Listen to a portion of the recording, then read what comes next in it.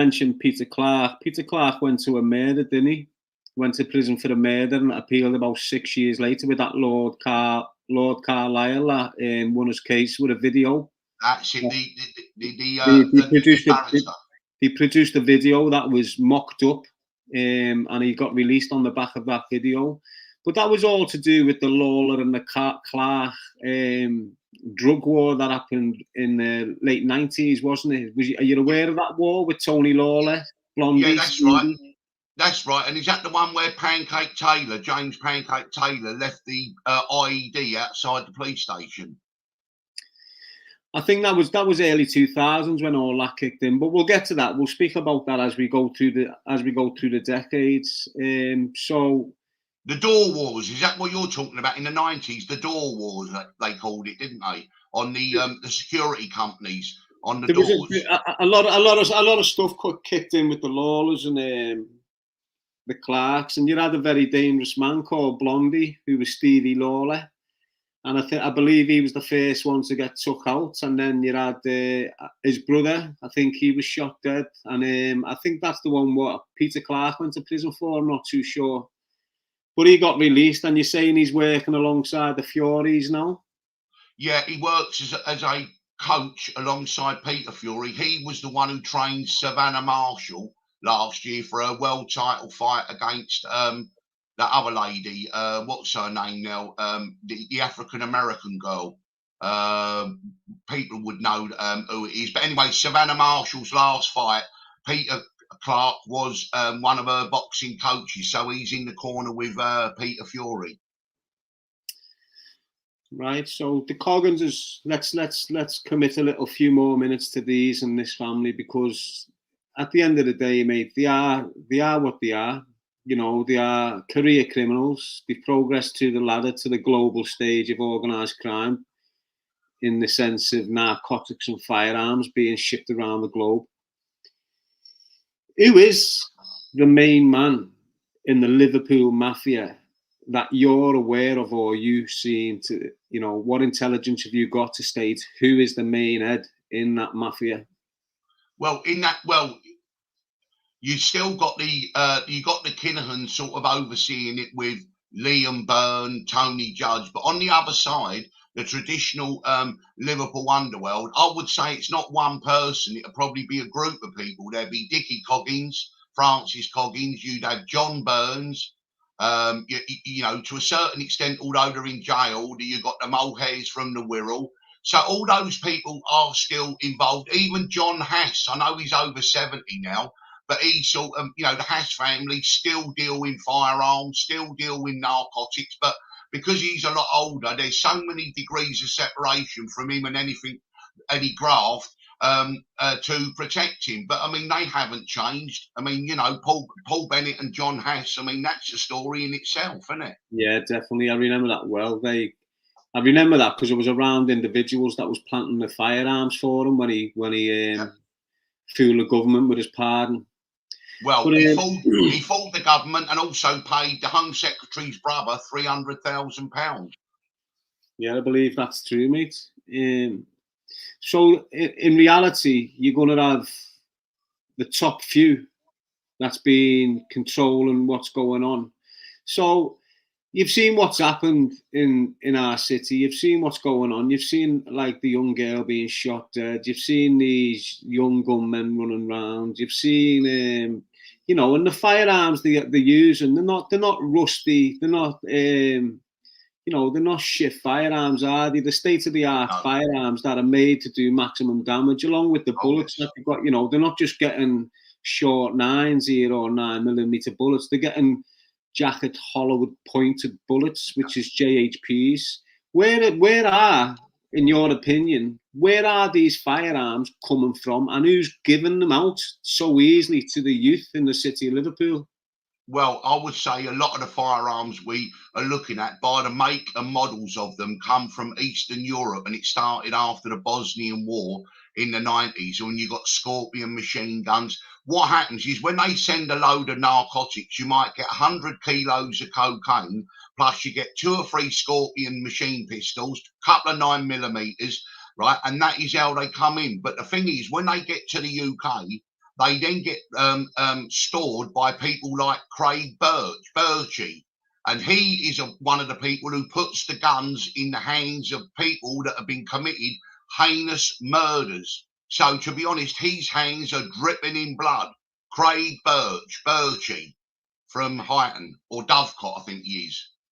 Craig Birch. I'm aware of I'm aware of Birchie from years ago, a big homosexual man from years and years and years ago. He must be in his late 50s or something now. Is it his family, his son, his nephew? I think it might be. Craig Birch. He's a little bit over 40, and what he does is he's got a leasing company where they lease them Ferraris, Lamborghinis, and that to all the grafters, because if they get arrested, right, well, they can seize the car. It's not theirs, it's on lease. And so that's how he earns some of his money.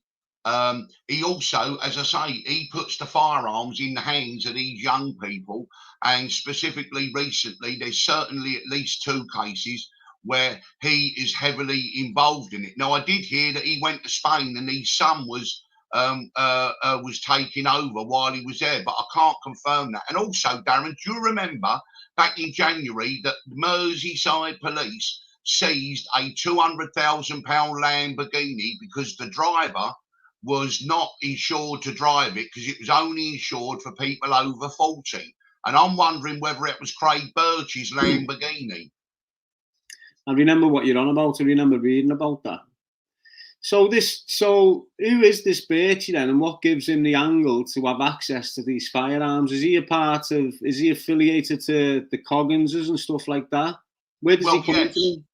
Yeah, well, you see, he's positioned himself. He was one of the young tearaways that has moved up, right, the food chain. And so now he then employs a lot of these feral youngsters that we hear the names about on many of these cases. Now, he would answer to someone, I would say, like Paul Woody Woodford, again, who used to be a gunman but has moved up. And he would answer to people like that, and Dickie Coggins, and that kind of crew. But to be honest with you, they're sort of like guns for hire. You know, I mean, it's whoever wants to use them as gun, and you've got these young game lads that you speak about often that want to prove themselves. And so we're seeing a range of these gunmen from teenagers to mid-20s to early 30s. And then by the time they get to their mid-late 30s, they then move up and then delegate it down to the younger people. So you can trace all of these people with all their history. I mean, some of the gunmen, Darren, have got 4, 5, 6 kills to their name that have been unsolved. Yeah, I know. So when you mentioned Paul Woody there, is that the kid from the Bootle area of the city? Yeah, that's the one. Is that the individual that cut his own tongue off in the block about 10 years ago, so he didn't, and then got acquitted? That's it. That's Woody Woodford, yeah. Is he not in custody now for serious offences? Yeah, what happened was Vincent Coggins, and Paul Woody Woodford pleaded guilty to supply of Class A drugs in December 2021. Right, and that's over a year ago. And Paul Woody Woodford got 26 years. Vincent Dickie Coggins got 28 years, and they're currently serving their sentences as we speak. Last I heard that Dickie Coggins was in Strange Ways and Woody Woodford was in Franklin, I think.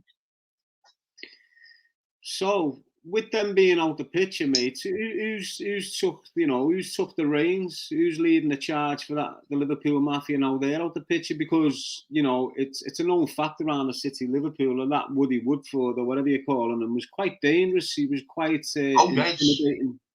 Oh yeah, he's got kills to his name that have never been sold. I mean, he is a psychopath. Of course he is. At the moment, you've got Francis Coggins out in Marbella. You still got John Burns out in Dubai. You got Wayne Pearson, right, popping up every now and again. He's like a ghost. Not very many people know about Wayne Pearson, another game fella, right? You've still got the usual suspects that are sitting there, but below those, you've got quite a range of people. And as you know, to be honest with you, Darren, a lot of these godfathers, when they go to jail, for them, it's like having a break, because they've got their telephones. They can still run their businesses from jail. I mean, some of them, I mean, it's a bit of a joke, but some of them go to jail to get away from their wives, keep moaning at them, you know, and they sit there in the, honestly, it's like in the old film Porridge, you know, Grelty's Peter, he's sitting there drinking a large whiskey, right, you know, and that's how it works, and especially with private prisons, honestly, it's like not a holiday camp, it's like a hotel, and they're there, and you're getting prison officers bringing in phones, and they're doing all that. I know exactly what it's like when you're you know, there's I've witnessed it myself. I was in Lardham Grange years ago with a few high-ranking criminals, and there was staff in there. In particular, one woman called Bev, and she was high up as a prison officer in Lardham Grange, and because she was from the West Derby area, she must have had, you know, and all these individuals were getting shipped out to the D-Cats from fucking B-Cats. It was fucking horrendous what was going on within the system. But anyway, the majority of them we've just been speaking about, and I'd like to return to them in 20 minutes or something. And the majority of them are from North Liverpool, if you like, you know, Highton, West Derby, Croxteth areas, Walton, so on and so forth. What about South Liverpool? You know, we've had a lot of information in the past about South Liverpool in terms of Colin Smith, Lee Eagle, Carl Ward. What do you know about that? What do you know about that side of the fence, mate? Do you know anything about them? Yeah, well, in the 90s, I had a mate of mine who was his parents lived 2 doors from me on the beach. Andy Miller was very good friends with Curtis Warren. So when I'd see Andy, he'd come down for the weekend, and at the time he would just tell me the gossip. I mean, we all like a bit of gossip. He'd go, "You won't believe this one, you won't believe that one." Anyway, so Curtis Warren, right? We all know what happened. Okay, was that Colin Smith and Curtis Warren jointly. I mean, I don't like to distinguish. I think both of them were on the same part at the time. Well, what happened? You got Colin Smith was murdered outside Nell's gym, and you got Danny Vaughan watching. Right, you had Pancake Taylor there. There was Stephen Vaughan now. Lee Edel. Now, Carl Wall had a perfect alibi because he was at home with his family when it went down. But the ironic thing is, I mean, I've narrowed it down, and I think it was Pancake or Lee Edel who shot Colin Smith, because they were on the scene within minutes of him being found. So they shot him, got rid of the gun, and then came back as if, "Oh my God, what has happened?" No, you see, what happened there is Lee Edel's got a brother, and it was his brother that shot Colin. Was it? Yeah, I know that well. I don't know for fact, you know. That's the information I've received off someone very close to him, like a family member to be exact. So it was allegedly Lee Edel's brother that shot fucking Colin Smith. Colin Smith, yeah. I mean, but they were on the scene within seconds of it actually. They actually watched out the window it happening, didn't they? I'm hearing James Taylor's name pop up an awful lot in these conversations I'm having with you, mate. And as you probably know, I was around that bunch of people years and years and years ago before I went into custody. And although James weren't that game initially, he'd shoot you in the leg, but he wouldn't body count you. But obviously, he's progressed into taking a body count.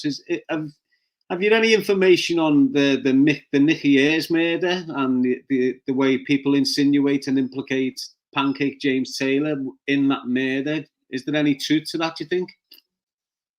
To be honest with you, right, it's I would say it's probably 60 to 80% certain that he was the shooter, but it's probably 100% certain that he was certainly behind it.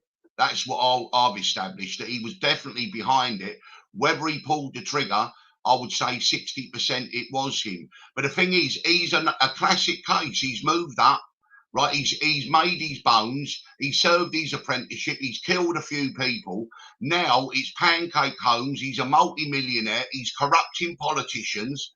Okay, there's the case come up this week with Stephen Rice, the chief inspector from Birkenhead.